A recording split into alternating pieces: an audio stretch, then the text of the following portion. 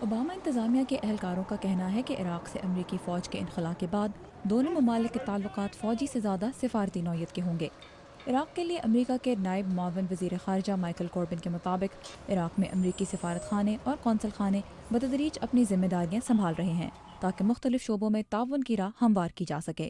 What we're looking at is a strategic framework agreement which brings together the traditional tools of diplomacy, of ہم development. ایک ایسا strategic frame work ترتیب دینا چاہتے ہیں جس میں سفارت کاری کے روایتی ذرائع جیسے ثقافتی تبادلے، تعلیم، صحت اور زراعت کے شعبوں میں تعاون شامل ہو، جو نہ صرف ہمارے بلکہ عراق کے مفادات اور مقاصد کو مد نظر رکھ کر تشکیل دیا جائے۔ Goals and objectives, but fundamentally on the basis of Iraqi priorities and Iraqi objectives. امریکی جنگی دستوں کی روانگی کے بعد بھی عراق میں اس وقت تقریباً 50,000 امریکی فوجی موجود ہیں جو آئندہ سال کے اختتام تک وہاں سے روانہ ہو جائیں گے۔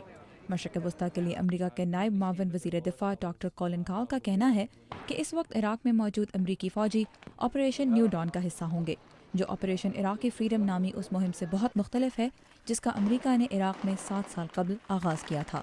The first mission is force protection, not only for our forces in Iraq, but for the civilian agencies, principally the State Department, USAA. اس مشن کا پہلا مقصد ہوگا عراق میں امریکی اور اقوام متحدہ کے اداروں کی حفاظت، دوسرا عراقی سیکورٹی فورسز کی ٹریننگ اور مدد، تیسرا عراق کے ساتھ مل کر شدت پسندی کا مقابلہ اور چوتھا عراق میں امریکی افواج کی تعداد میں سیکورٹی معاہدے کے تحت بتدریج کمی لانا۔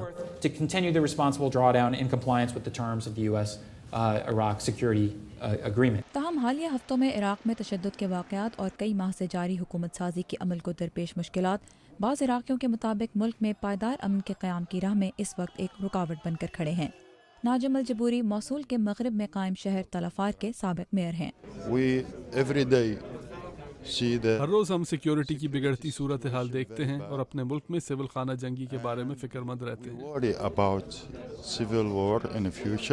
ڈاکٹر کال کے مطابق جہاں تک پرتشدد واقعات کا تعلق ہے تو اعداد و شمار صورتحال میں بہتری کی طرف اشارہ کرتے ہیں۔ According to USFI data, the number of security incidents امریکی فوج کے اعداد و شمار کے مطابق عراق میں شہریوں اور عراقی اور امریکی افواج کی ہلاکتیں اس سال کے پہلے 5 ماہ میں گزشتہ 7 برس میں سب سے کم رہی ہیں۔ for the first 5 months of 2010 were the lowest on record. Doctor کال کا کہنا ہے کہ امریکی جائزوں کے مطابق عراق کی سیکورٹی فورسز اپنے ملک کے اندرونی اور بیرونی تحفظ کے لیے امریکہ کی مدد سے آہستہ آہستہ تیار ہو رہی ہیں۔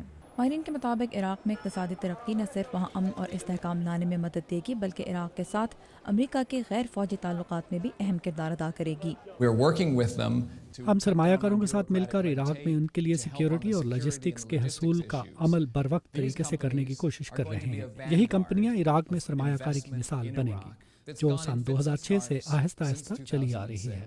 امریکی حکام کا کہنا ہے کہ انہیں امید ہے کہ عراق میں آئندہ کچھ عرصے میں ایک ایسی حکومت قائم ہو جائے گی جو ملک کے عوام کی صحیح معنوں میں نمائندہ ہوگی، اور امریکہ کی کوشش ہوگی کہ اس حکومت کے ساتھ مل کر خطے کو درپیش مسائل کے حل کے لیے کام کرے۔